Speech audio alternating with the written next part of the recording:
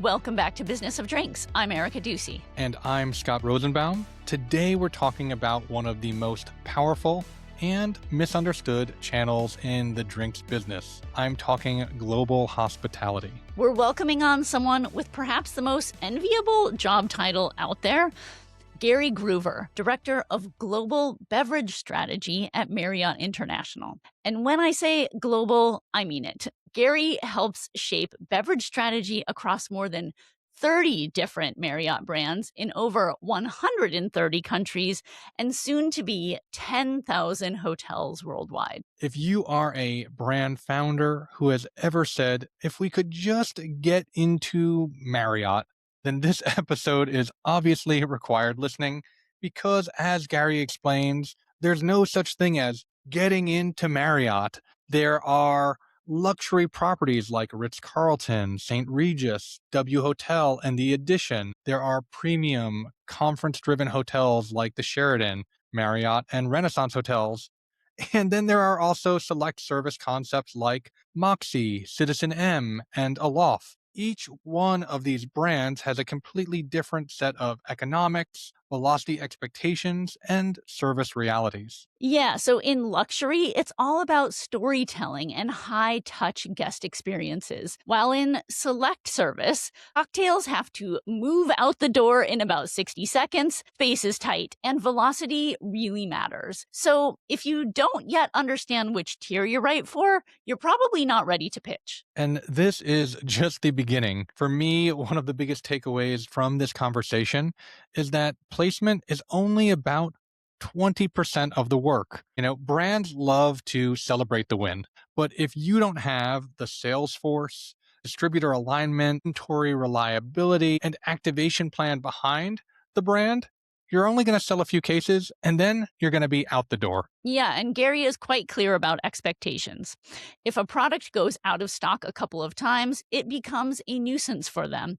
And if a brand doesn't have boots on the ground, educating bartenders and driving pull-through, Marriott's not going to carry that burden for you. So distribution without activation does not work here. For emerging brands, Gary shares a really wonderful insight, right? Corporate programs have guardrails, but properties still have autonomy.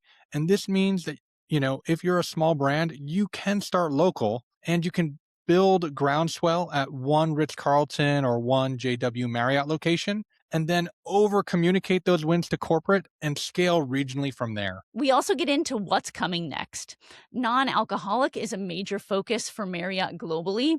Gary believes that we're heading towards full adoption of the category over the next couple of years, but only if NA drinks programs are both experiential and priced in a way that makes sense to guests. So his framing was interesting. He thinks about a strong NA program as effectively adding 2 or more seats to your bar. We also talk RTDs, where they work and where they don't. We talk about how back bar displacement decisions are made, and we cover what corporate buyers actually want to see in a pitch. Spoiler, don't oversell how big you actually are. Don't get over your skis. Know exactly which segment and region you can service well. And beyond the tactical, there's also a bigger strategic lens here, which is Gary's role isn't just about what's on menus today. It's about looking 3 or 4 years ahead. He's traveling globally, spotting trends in Dubai, China, Mexico City, and Canada, and then asking how will those ideas translate across markets? So if you care about hotels as a channel, or you're building a brand that wants global credibility, or you're simply a distributor thinking about how to enter hospitality and use it as a growth lever, this conversation is going to give you a rare inside look at how decisions actually get made. Yes, this is not about getting a logo on your sell sheet. It is about operational readiness, strategic fit, and long-term partnership. So here's our conversation with Gary Gruver, Director of Global Beverage Strategy at Marriott International. And now, a word from our sponsor. If you're developing a new product and want to avoid costly supply chain mistakes, MHW's Brand Arc can take you from idea to finished product, including liquid sourcing, component suppliers, co-packing, forecasting, all of it. It's a smarter way for founders to scale without building a full operations team. Get to market faster and with fewer surprises. Learn more at mhwltd.com. And now, back to the show. Gary, thanks so much for coming on The Business of Drinks. Thanks for having me. So excited to chat with you today. I think there's going to be a lot of people in the industry who are really interested in learning more about your role. So before we dive too much into what you're doing today, tell me, how did you first get into the drinks business? Yeah, I mean, the simple and easiest way to say it is I saw the movie Cocktail as a young bar back. So I was always intrigued about nightlife, about hospitality, and so yeah, I mean, I really just started at a national chain restaurant, bar backing and waiting tables. And then for some reason in the state of Kentucky, you don't have to be 21, you be 20 in a day to actually get behind the bar. So on my 8th birthday, I hopped behind the bar and I just made everything pink. I didn't know what I was doing. And that was the time that we were living in back then. But yeah, just always had a sense of wanting to be behind the stick, so to speak. Well, so what made you move from more of that craft and mixology side to global beverage strategy? I mean, that's a big fast forward in my career for sure. It wasn't overnight. It was a young bartender. As you know, there's a lot of competitions out there. Some of the big box players that put out there. So, and particularly Bacardi put out one that was called Most Imaginative Bartender.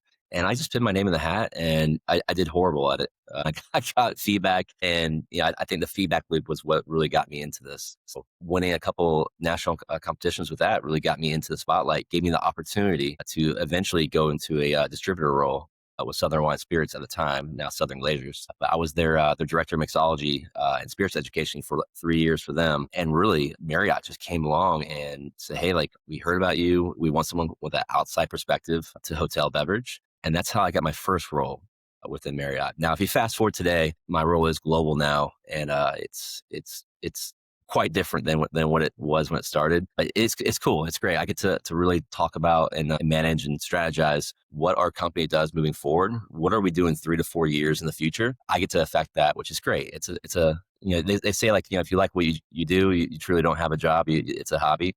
That's kind of how I feel about my job today. Yeah, yeah.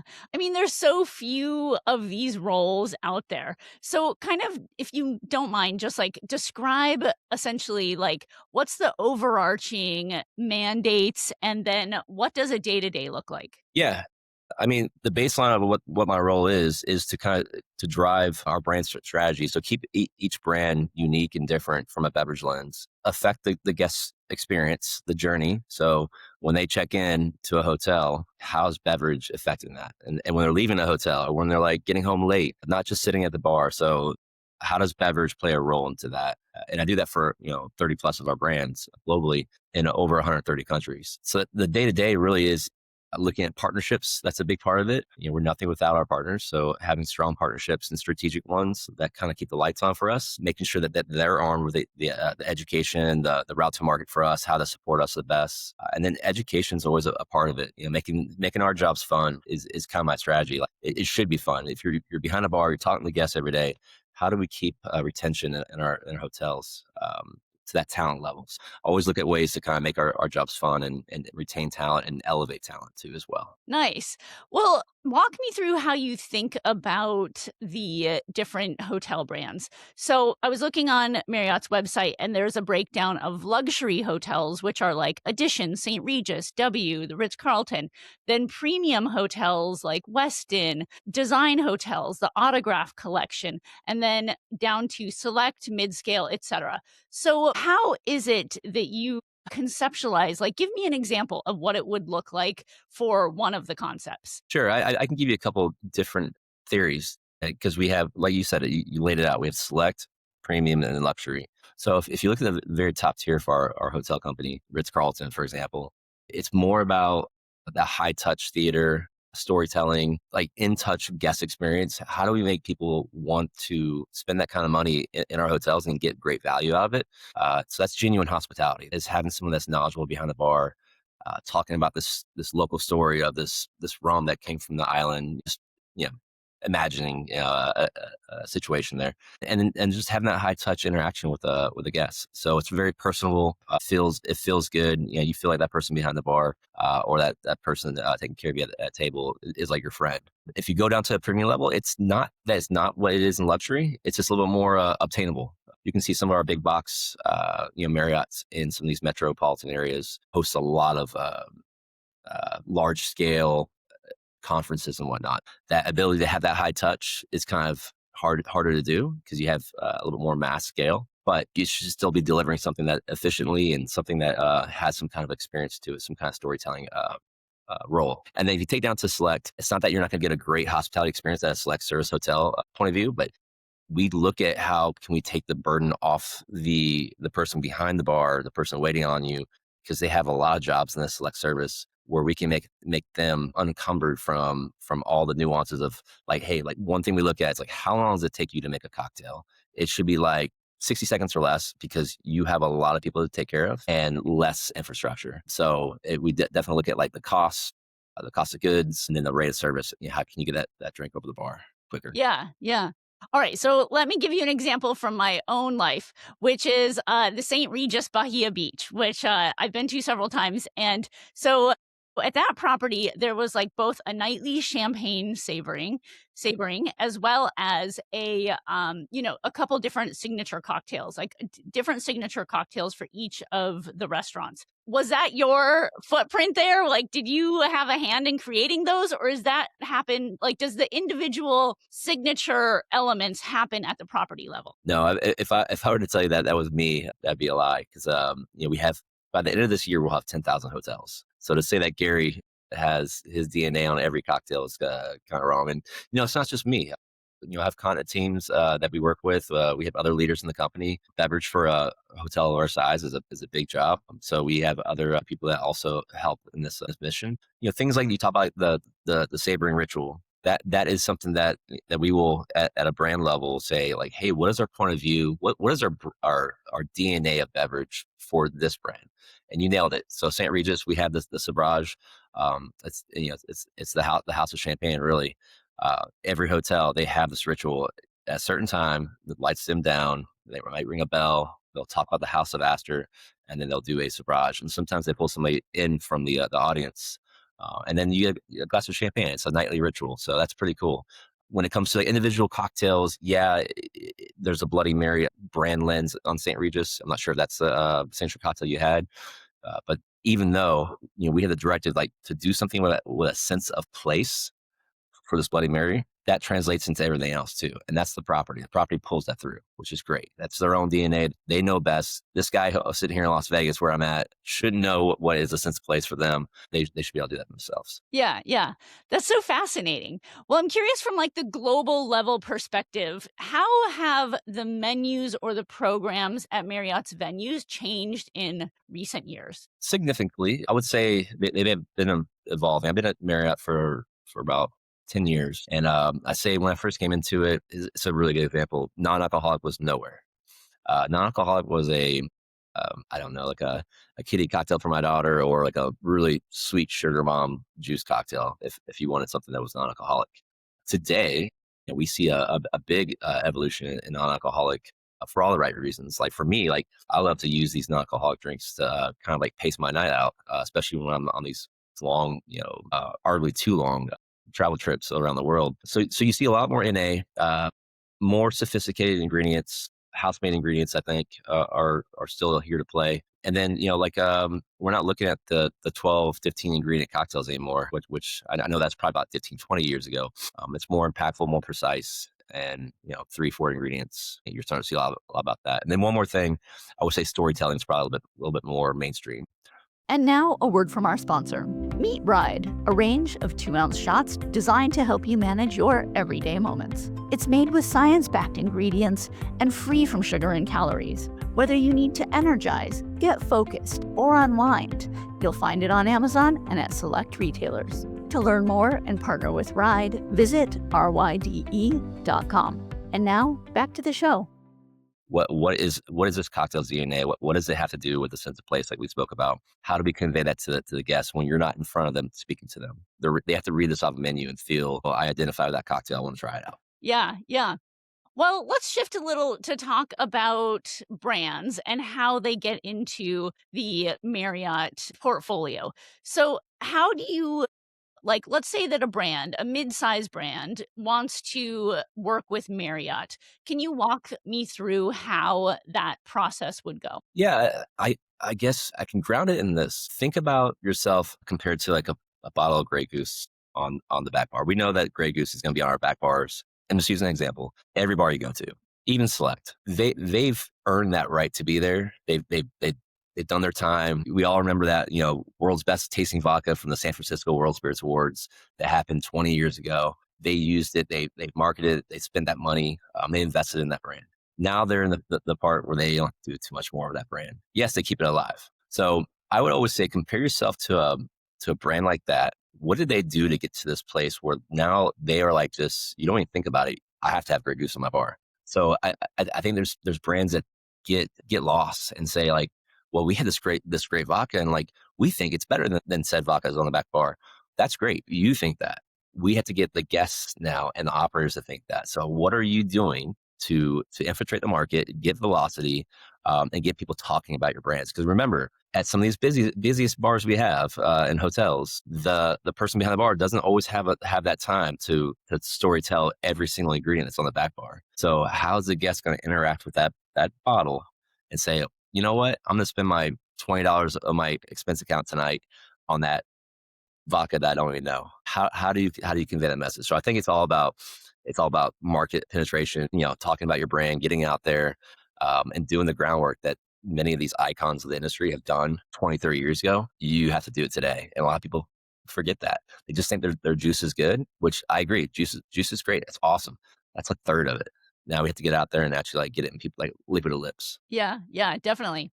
So, are there certain things that a brand would need to pass through at the corporate level instead of like approaching a property, directly? Let's just use that Puerto Rico example. Let's say there was a local Puerto Rico rum and it was fairly small, but it really only probably would be considered for that one hotel. Is there an ability for that type of product to get in there or not so much? 100%. So we don't lock the hotels up and say, hey, you can't do that. We do give them guardrails. So by all means, like if you walk into a JW, like the Well, we pretty much kind of dictate that and give the proper product to that placement. But we don't say, hey, you can't work with this local distillery or whatnot. What we do say, hey, like if that local distillery is a plastic jug bottle and it's like $5 and the quality's not there, you shouldn't be working with it. So that doesn't happen that often. I mean, I have walked into a hotel and be like,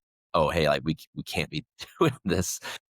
Not that you can't do something that's actually premium and nice and a good, good product and has accolades and it deserves to be at your bar. Because when we write these programs globally, generally, we don't lock the hotel up with every single thing you have to have. We give you the core mandate partnerships that are going to help these hotels move forward. And then you're meant to, like I said earlier, your sense of place, your area. You're meant to work with the local or emerging brands that are like starting to get a big footprint nationally or internationally. Yeah, yeah. And for a brand to be operationally ready, are there certain benchmarks that they have to hit in terms of production capacity or logistics or certain distributors that they have to work with or marketing spend? Like what are those sort of baseline things that more or less they have to hit? You nailed every which one of them. You have to have inventory. You have to know your scale. We have 30 plus brands. Which brand or brands is going to be applicable to your product. So you have scale. You have to get the juice there. I know distributors today, it's kind of a weird market. And keep in mind, this is where I came from. And now looking at the industry, like it's kind of chaotic. You have multiple ways of getting the juice to your bar. So you have to have solid distributorship because if we replace anything into a corporate program, it has to reach every hotel. It can't be like 30% of them because then that's truly not a program. But I digress. If you want to do something regionally, that's just hitting the pavement. That's something that we really do from a top. We don't really get in the way of that. And I'm bouncing all the way all around here. You said something about marketing funds and whatnot. Having the ability to actually like have training, having support on the ground is a big part of it too, as well. And having the infrastructure. So having your like personnel, like again, 10,000 hotels, one of me, a few of me, if you will. We're not talking to the hotels every day about the brand new, whiskey that just hit the market. That's what Salesforce are all about. Totally. Well, are there any operational red flags that would immediately disqualify a brand? Supply chain. I mean, that's just uh, all those can be red flags. The things I just said, distributorship, supply chain, same thing. Inventory, infrequent inventory. Once the hotel tries to order your product once or twice and it's out of stock, it becomes just a nuisance. And then yeah, like I can give you examples where we've hit some really great products behind the bar, and they just sit there because they didn't have the sales force to actually tell you the story of what that bottle is and why is it so important. And we had some great brands back there that you taste. We always taste blind. We always try to take marketing, all that stuff out of it. And when we do that, I'm like, this is like really special liquid. Let's take a chance. So sometimes we take a chance on a product, and sometimes it works. And I think that's part of being curious. So what I'm saying right now is that it's not all like so rigid. As a big company like us, we have to stay curious about emerging products, or we'll lose the opportunity to like find the next Tito's. Like that. I remember when Tito's came around. If we weren't curious about it, and actually that was before my time. This is when I was behind the bar. But if we weren't curious about Tito's, we wouldn't have caught that craze and say like, hey, like we found this vodka. It's amazing. It's new. It's got great marketability. It's got great flavor. Put ourselves out there to start looking for stuff like that. What are we doing? We're just doing the same, day in, day out. Totally, totally. Well, and the back bar is a limited space, right? A limited physical space. So when, let's say you add a hot new tequila to the program, like how do you decide what gets displaced? Or like what's your recommendation to the hotels you work with to decide that? Does it come down to the dollars and cents of what is the slowest moving other brand in the back bar, or how does it work? Yeah, you're right. There's only so much space you have. So that metric is one of them. Is hey, this bottle is sitting here for months on end, not getting used. Obviously, there's a breakdown somewhere, whether it's on our side or the supply side where they're not getting the message. So that's a big barometer there. Why things get displaced. And then I think there's always new products that like sometimes might just outshine something. There might be a new POV. Like, who knows? Brasilia might be a thing that displaces mezcal. I'm not saying that's it, but yeah, it could be something like that just starts to get more momentum, and then other things start to drop down and lose focus. Yeah, yeah. And thinking about KPIs like more broadly, what are the metrics that drive beverage decisions across the portfolio at the corporate level? I say there's a few, and we've been talking about them all day today. But what's the brand story? How does it align with the brand marketing story of the flag that we're talking about placing in? So does it have the same values? Like I can tell you, like a really good example would be like sustainability. It's part of all of our brands, but some over index on it more. If you think about like regenerative agriculture, that could be a great switch that we turn on for like a Weston or something like that, where we're starting to look at like, hey, this is like a good product that you feel good drinking because it's doing all these things for the environment, putting stuff back into it for our kids in the future. That's a good example of a good storytelling that actually lines up with one of our brands. And I'm trying to give you another example: storytelling, price, and just marketability. I mean, is that going back to the whole Grey Goose thing, right? Is that brand pitting marketing funds not to us? Like they actually like making the guests aware. Like do you see them sponsoring the World Cup? Or that's a big example actually, but something local that people will actually get just peripherally like see this brand like, oh, I heard about that. It was on this talk show the other day. I want to give it a shot. So things like that, like for brands to be like invested in, is pretty big. Yeah, yeah. And do you measure a program's success differently in the different tiers, like the luxury versus the more select service properties? Say yes and no. From a select service, we're looking at velocity. How much is that bottle getting pulled a night? Is it? You got to think in a select service. You could look at a Moxie hotel, which is one of our lifestyle select service. If you actually go into one of our hotels of that size, look at the back bar. There's only so much space, so you have to be really impactful. So that means if you're not selling I'm not saying we'll ever do this, but if you're not selling Negronis, maybe you shouldn't have Campari, but that's not true. That's just an example. There's core staples you need to have on that bar, but some of the stuff that's a little bit, out of the range doesn't necessarily have to be there. So we have to be pretty precise because storage is like at a minimum. Some of these hotels just have like a lock box in the back to actually lock their extra spirits up. And you know how big those cages are. They don't hold a lot. So we got to be really, really precise in that. And then like from a premium and luxury, is there a guest satisfaction? Is this drink moving off that bar or the cocktail menu? Those are some parameters that we look at. And, is there that storytelling ultimately that you can connect to the beer bottle? Yeah, yeah. And then do you oversee also like wine, and how does wine get programmed? Yeah, anything liquid. So wine, beer, all the good stuff, mixers, the favorite trees, the Pellegrinos, Perriers of the world. But yeah, wine's the same way, but wine has more of a conceptual component to it. So we can write something that is, hey, everyone's going to get what these wines are. You don't want to be so esoteric on a national program because if people don't feel comfortable with it, they don't realize what it is, whether it be like the brand or the varietal, it's probably not going to move. Now that could be something like where we take a bet that would be like, all right, cool. Like Albarino is like starting to make a splash. Let's program it into like one of these premium or luxury hotels where we think that it might be able to get some traction. That's cool. We should do that. But for like some of these select hotels, we got to stay to the basics. We got to stay to what's recognizable, and then let the hotel put that extra finesse on it. Be like, okay, cool. Like for some reason, Chianti's hot. We're in St. Louis. We're on the hill. Let's do some Chiantis because it's that again. It's a place that they know that we're too busy to really program for a courtyard that sits in St. Louis on the hill in Little Italy.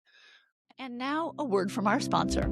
For years, the rule was simple: make it beautiful and it will sell. Those days are behind us. In a market this crowded, looking good is just the baseline. What matters now is clarity, conviction, really knowing what you stand for, even if that pushes some people away. The 2026 New Rules report from the Hilo Agency unpacks how standout beverage brands are building relevance beyond packaging and polish. If you're ready to rethink what brand actually means, go to newrulesbev.com/report to download your copy. And now back to the show. So yeah, it really is conceptually, and the same thing with beer. I mean, if we have a Mexican concept, we're not going to program all these IPAs and stuff. There's probably going to be some Mexican lagers, but we will at least have one Mexican lager on that program, and they can expand to it. Yeah. Well, thinking about the select hotels, I see there's Aloft hotels on there, Citizen M, places that I've stayed. What about RTDs? It seems like those hotels would be fantastic for the RTDs, and I can't recall if there were RTDs. So is that a big part of the cocktail program with a more limited concept? Yeah. I mean, RTDs are great. I think they got a bad rap out of COVID for a minute because there were so many of them, and the market was just flooded. I think today there are some really great ones. If I think out loud, call some brands out like OTR does a great job. I think what Charles Jolie's doing with Craft House is awesome. So some of these ones that are like very precise in what their cocktail concept is, I think is great. Less is more. But yeah, dare I say RTDs have a play in every aspect of every segment we have. So if you're at Ritz-Carlton, you're at a pool. I mean, I have a pool here. I can make sick cocktails. I'm not doing that. I'm actually drinking like a seltzer in my pool because it's convenient, it's easy, it's crushable. It's just more liquid. It's cold, refreshing. It's a sessionable aspect of a beer. You get that in an RTD cocktail. So definitely in pools, we have that everywhere. Grab and go's opportunity but I don't think we really actually mandate because they kind of regionalize. Like over here might be Surfside, over here might be High Noon. Down here in Florida, it might be White Claw. I'm just making an example, but RTDs definitely play a role in our programming. Yeah, yeah. When a supplier is presenting to you or to your team, what is a KPI that they should definitely present to you? What would move the needle? The easiest thing is knowing your scale and knowing your capabilities. What happens, I think, again, I know so many people in this role where they get these unrealistic KPIs from their leadership, and it's unrealistic in the fact that they're just throwing the kitchen sink at us. Less is more. Know what the buyer or whatever you want to call it, we're the guests in the situation. Know what their need is and what you have to solve it. And if you have scale to do it in all brands, which not all companies do, cool, that's great. But if you don't, be honest with yourself. Say, you know what? I think we have a really good fit for a loft. You have 160 hotels. We can do that, and we can service that at the scale that you need it. So that means we can hit the pavement. We can talk to your associates. We can do the education. We can go in there and do like unique programming around our product. That's the best, if you ask me. If we don't get over our skis, because what happens is they'll just be like, "Hey, boss, I got this bottle of gin, and we got it in all the Marriotts. Cool, awesome, good job." And then like 2 years later, full couple cases. You got the placement, but the placement's only like, dare I say, like a fifth of the work. There's so much things that come after that that is hard work, but once you get in the program, it makes it a lot easier to hit those KPIs. Yeah, yeah. Well, if a brand does win placement, what determines if it expands across the whole system? Or let's say that the alternate scenario is that it gets pulled off the shelf 6 months or even 3 years later. Exactly what we just said. Like, I don't want to drop in brand names here, but let's just say it's a mixer, like soda, tonic water, like all that good stuff. If we're organically fighting against another mixer, and that company that is in our program for a 2-year term is not fulfilling their obligation to their own products, i.e., doing programming, getting people to try their product and say, you know what, this is a great product. If they don't do that, it's out of our hands, and we have to take it out, because we'll continue that fight by ourselves, trying to get compliance on a product that just doesn't have the organic sales or the sales force that's backing it up. Ultimately, I can say, like, we've had that situation where we had to switch to a partner that said, "Hey, we're going shoulder to shoulder with you. We're going to hit the market. We have great ideas." And I'm like, "Great, awesome, go do it. Report back, let us know how it goes." And they do that, and we get like tremendous stories of wins they have, and innovative programming that the properties are over the moon about. Yeah, yeah. Well, let's talk a little bit about distributors. So it sounds like a lot of the interaction that brands have with you is at that supplier level. How do you interface with distributors? We interface with them a lot. I mean, they are the ones that get the product to the hotel. I would say the great ones, the good ones, they are proactive in making sure that our programs, when they launch, land successfully. They help with any kind of out stock issues. They're on top of it. So that's a crucial piece. Having like that relationship is pretty. It has to be strong, because it's out of the supplier's hands at that point. So yeah, you're right. We start from a supplier standpoint, and then has to have that connective tissue through the distributor. Having them targeted on our top hotels, the ones that are the most compliant as well. Those are our top performing hotels. Going in, servicing them with education, connecting the dots. I think it's pretty important. Yeah, yeah. Do you have any horror stories or examples where a brand did not work out because of either a distribution issue or, production issue, something that happened that caused a huge headache? Yeah, I mean, I could say, I mean, a mixed bag of just not having the proper stock, always being out of stock, changing, flip flopping distributors. You got to think, if you put something into a hotel program that goes across multiple states, it has to be solid. When it's not, it just puts a lost train on everybody. Our teams, they're constantly like trying to find solves, and then at some point, we have these programs. We write them, in every continent for a certain amount of time. For whether it be 2 years, a year and a half, whatnot. If it's not working out within 6 months, we have the ability to change it out, so we don't have to wait the whole term. Because sometimes, if you don't have the liquid, you just don't have a program. I think I said that earlier. If you don't have distribution, you don't have a program. So that's definitely a nightmare situation that we had before, without calling out any brands. Yeah, yeah.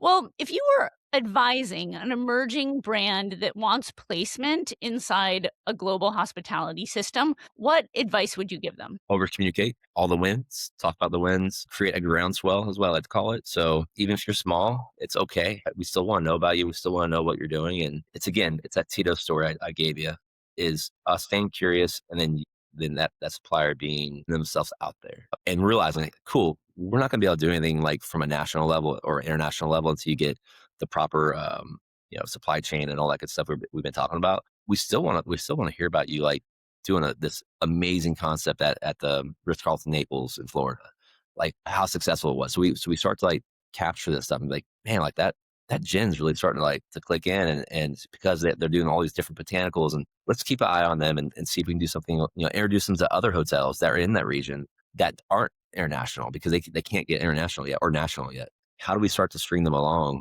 and tell a really good story? Yeah. Yeah, yeah.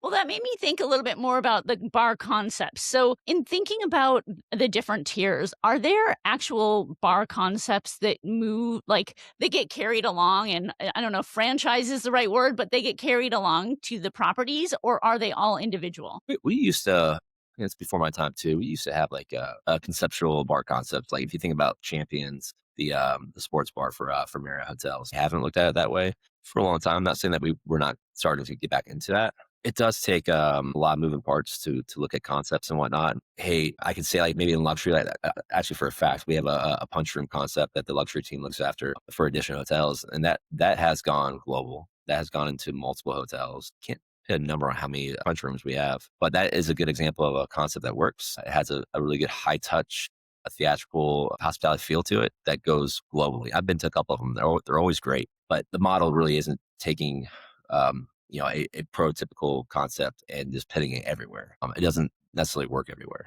We're so diverse across the world. Well, tell me more about the punch concept. So, are we talking like actual bowls of punch, or what is, describe this concept for me? Yeah, so it's House and Edition hotels. I'm not the authority on it. I actually didn't. This is one of those things like where I say it's more than just me. I didn't create the punch room concept, but I can say it's there is ability to get punch bowls, even like like a 2-person punch bowl, and it always has like a sense of a leader in place, and I think that's a secret sauce to having a really successful cocktail bar concept or whatnot. Is having someone that actually owns it day to day that we can lift up again, like give them a platform. That brings me to like the what we do, like Tales of the Cocktail. Like Tales of the Cocktail, like my counterparts in luxury always bring or have historically brought as many of those leaders from the punch room to Tales of the Cocktail to give that global stage. Because we know Tales of the Cocktail is a global cocktail conference that happens in New Orleans. So that's a really good example of how like we take these people and elevate them. But getting back to the concept, it really is like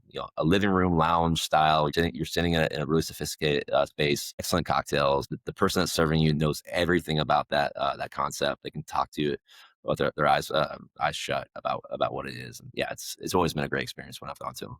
Nice. Well, thinking more about trends and staying up on trends, you mentioned Tales of the Cocktail. How else do you and your team stay abreast of trends? Yeah, I would say Tails is a good one. So Tails is pretty unique for us. Back in 2016, when I came along at Marriott, I was kind of like amazed that our hotel brands were not even present at Tails at all, because there's such a wealth of information. There's a wealth of passion, opportunities for people to attach their passion to a concept, i.e. And I talked to our chief global officer about it about 2017. And I said, hey, like, I can't believe we're not at Tails. And he's like, Gary, what strip club are you talking about? Oh, God. And I was like, this is what it is. And so, we shoestringed it together and did a concept in 2018, $30,000 to do a big pop-up bar in the AV closet that fit like 30 people. So proof of concept for us, we brought like 800 people through that AV closet in a cocktail concept at Tales of the Cocktail. And we weren't even the host hotel back then. So it's interesting how things have evolved and how like we now get people to Tales of the Cocktail to learn, but also to be on the platform of our pop-up. So we have a pop-up that happens every year. And we are now the host hotel for Tales of the Cocktail, which is great. So we get to leverage that and get our people there, those people that we want to elevate. But it's a good source of learning trends. I'll probably get flack for this, but like even social media, like I can't tell you how many times I've been inspired by someone that's doing a cocktail concept on their social channel. I'll always like save it, or I'll send it to like my beverage managers and be like, hey, like look at this thing they just did. Like we should try like to emulate, something like that. So I get a lot of inspiration from that stuff. Just kind of seeking things out like that. But yeah, again, traveling the world, going to different conferences, whether it be like Bar Convent or even like 50 Best, being exposed to some of these regional conferences or award shows, being exposed to that level of talent. You don't know what you don't know. And again, I'll overuse this statement, but being curious and just putting yourself out there and like I can't tell you how many times it's like someone will say something and it'll go over someone's head, and I'll feel the room, and I'm like, "Hey, can you pause a second? Do you know what they're talking about?" Like, "No, actually, I don't." Okay, good, because I don't either. And like, can you break it down in layman's terms? Because we're not all experts in every field, and I think it's an ego thing. Is like people don't want to raise their hand and be like, "What was that acronym you just said? Like, what did it mean?" We get in our own heads about stuff like that. Kind of funny. Totally. Well, we briefly touched on non-alcoholic drinks. So tell me about how you've seen that evolved, and what do you see the future for NA drinks in these hotels? Yeah, so that's a really really interesting, great question because we're working on that right now globally as a company. You've seen it. We've seen it like what is it like 6 or 7 years ago that Seedlip came out, and we found it. I forgot how I found it, but I think the guy's name's Ben, the creator of it, out in London. Found out about this non-alcoholic spirit, and we're like, "What's a non-alcoholic spirit? It makes no sense." He walked us through it, and before he was even in the U.S., we had him ship some stuff out to us, and literally like had our global operators meeting in Fort Lauderdale, Florida.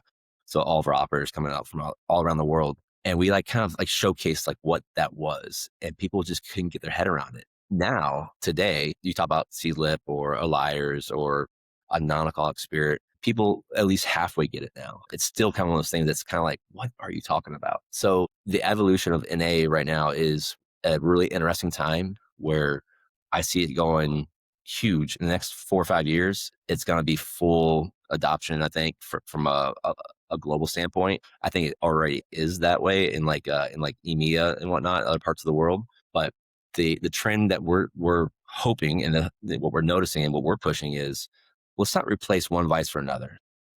If I want to take a time out, and I actually do this whole zebra striping thing where like I will have another cocktail later, but I'm gonna just take a little pause. Is you don't want to trade out alcohol for sugar. Like we're all like sugar conscious, and so making it intentional and experiential. I was at a restaurant, I think it was Hawksmoor in New York not too long ago, and they had a fantastic cocktail, in a cocktail that we had, and it wasn't over sugary, felt and looked like that cocktail. It had the same experience to it. The server that was taking care of us was talking through it, and they were excited about it, how they came up with the flavors and whatnot. Came in a nice Nick and Nora. It was intentional. It wasn't just like a juice bomb, long 16-ounce pint glass. So I think that's where it's going is to be intentional and experiential and not just be a passover. And then if I say one more thing about it, it's we have to get some kind of strategy around. I mean, as a whole, I know that like a Heineken full leaded probably costs the same as a Heineken double zero, but there's a perception of value. And I always put different personas in my head when I'm thinking about this stuff. So if my mom walked in the bar and like ordered like a non-alcoholic margarita and paid like the same price for it, she probably wouldn't do it. So there's a little bit of a learning gap in the perceived value. So I think once we get over that hump, once we strategize on how to take a little bit less money for it, we'll start to get more bar seats, if that makes sense. If you have 10 bar seats and you have an NA program that actually is intentional and people get perceived value from it, it's like you just added like 3 more seats to your bar that weren't there. That's how you have to look at it, at least the way I think about it. Yeah, yeah. And you mentioned also, other regions and how developed their like NA programs might be. So I'm curious, like, how much of your work is traveling to other regions and like going to cutting edge bars or other properties and seeing what's happening in those spaces? Yeah, I mean that's a big part of it. So my job's been global for the past several years, but now it's actually just global. I no longer have a connection to call a hotel and be like, "Hey, what are you doing with your menu?" Now I need to be a little bit more bigger, like I said, 3 to 4 years in the future. The only way to do that is to see what they're doing at other bars, travel the world. Hey, like I think of myself as a big orchestrator. To be like, I just went to Dubai and they're doing this amazing tea program that is NA focus. Cool. Like they did the work. Let's come back over to EU or Americas or Cala or whatever and say like, look what they've been doing over here. You should do a version of this, and the work's already done. So let's let let's do what's working over here because it could have the same effect. Might just have to be like get tinkered a little bit. But that is a big part of the role is also just really kind of be on top of the trend, seeing what's happening, and experience it. You can't just read an article and get the same wealth of knowledge from sitting at a bar, talking to the person that came up with the concept or the program or the bar, and getting to hear from them like the nuances of the troubles they had, the way they overcome it, and how successful they are now today. Yeah, yeah. Are there certain cities or regions that you find are kind of ahead of where we are as the United States, and are they consistent over time? I want to say like the biggest one that was a moment for me was the rise of cocktail bars in Canada. When I was just at the last Read North America Awards for 50 Best, half it was Canada. And I was like, wow. So seeing that rise up pretty steadily is pretty cool to see. Mexico City, I was there not too long ago. A lot of great cocktail bars, a lot of great flavors. I think the thing I see that emerging a lot is these culinary inspired cocktails. So people are looking at things that are like being used in the heart of the house. How do they translate to the front of the house? So I think that's a really cool trend that we're starting to see, and we're starting to see that in different parts of the world. And I just recently had a trip to China. I want to say that was I never would have thought like to go to China if it wasn't for work. And the way that they're looking at stuff there in technology and whatnot is so far ahead. And it was a big eye opening experience I had out there. But yeah, they're doing some great stuff. Wait, tell me, give me an example. Just the technology. So like I got off, and this is not really cocktails, but this is still beverage, still liquid. I got off our bus to a stop, and we were at one of the big tech giants out there. I'm trying to think which one it was. But anyways, they just came out to me and say, "Hey, like, what flavor bubble tea do you like?" And I was like, "What's the options?" Like, "Well, here you go." Like, "Oh, I'll take that one." Cool. Be here in like 3 minutes. I'm like, "Awesome!" Like, there must be a shop right here. A drone comes flying in from a shop down the street and delivers my boba tea into the kiosk. And I'm not joking. It was 3 minutes for the one I just hit on the little iPad or someone's phone rather. And I thought that was so cool. And for you to be able to get a custom boba tea in like 3 minutes is crazy. And they're just looking at how do you get access to people quicker. And they have the amount of scooter drivers they have over there is mind boggling, because that's how they get like big meals across the cities really quick, is these paid drivers. Yeah, yeah. Well, thinking more to trends that might get into Marriott hotels, are there certain things that you're most excited about, whether styles or categories or texture in cocktails, whatever it might be? I don't know if it's one thing, but I can touch on that. I think having a reimagined classic. So if you think about hotels were the mecca for all classic cocktails, pre-prohibition and whatnot, they came from hotels. The hotel bar was the central space for the whole city. So I think to get back to that, where we're having modern classics, and I think the only way you do that is that you choose something and it's your hook, it's your POV, and you just go with it. And so if we can get the bigger hotels, the iconic hotels, the halo hotels that we have to program that way, I think that's a ripe opportunity for us to make these new modern classics and like be like, you have to go here and get the X cocktail because they make this amazing like house made tincture with local root of some kind of flower. I don't know, but I think that's the opportunity that I would love to see come back alive for us. Totally, like the modern Adonis or something like that. Yeah, exactly what you just said. So fun. Yeah. All right. Well, there's a last question that we like to ask people, which is, let's just say that a drinks entrepreneur asks you for a source of inspiration or insight. And it could be anything, really. It could be a movie, a book, online class, persons, whoever to follow. What or who would you recommend? If it was a person out there that was someone you should keep an eye on and just pay attention to what they do and how they contribute to the spirit and cocktail community, probably Jeffrey Morgenthaler. Just a well-rounded, like, nice guy. Like, I could have a cocktail with Jeffrey, or like do a world tour with him, like do an education. Like, he's just a solid guy that is very concise, and he knows what he's good at, and he knows his worth to like the cocktail community. So his book, I think, from a young bartender perspective, the Bar Book is a great book to if anybody's wanting to get into this, or if they want to do it at home and just learn how to shake a cocktail right. The way he breaks that down in that book's pretty great. Some of the things that he creates for the industry, I think he's just made an app up there today on I think it was recipes, or I believe it was recipes, the recipe database, and you can even do the costing within it. Stuff like that. He just does, not a whim, but he drops these nice little nuggets online. He's got a great resource in his website. So he's the author of the Bar Book and also Drinking Distilled, and a consulting partner of Pacific Standard in Portland. So great reference for everyone who wants to get deeper into the cocktail world for sure. Well, that's fantastic. Gary, I think that's a great place for us to end. So thank you so much for joining us. This has been such an interesting conversation. Awesome. I'm glad it was worth your while. Thanks for joining us on Business of Drinks. Subscribe on YouTube at Business of Drinks Podcast, follow us on Spotify, or listen in on Apple or wherever you get your podcasts.